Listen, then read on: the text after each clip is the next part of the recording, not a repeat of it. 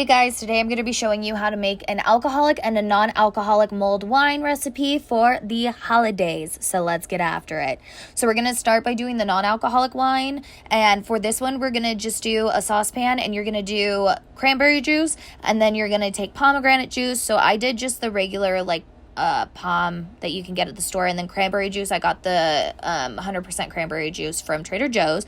And then you're just going to add in cinnamon, star anise, clover, brown sugar, and orange slices. And I partially dehydrated mine just because I wanted to. And then pomegranates and blackberries. And you don't have to do the blackberries if you don't want to, but I really liked it. The one thing that you should know about this recipe is that the drink is going to be pretty bitter if you follow it the way that I did. But so if you want it to be less bitter, add more sugar. But you're literally just going to bring it to a boil, and then let it simmer for 20 minutes, and that's it. And then it'll be done.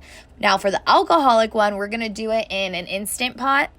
So you could make both of these at the same time if you want. So we're going to do a bottle of wine. You're going to do regular sugar, cloves, cinnamon, star anise, more of those dehydrated oranges, and then you're literally just going to put the lid on, and you're going to change the setting to high pressure. So do manual pressure, high pressure, and then just do it for a minute.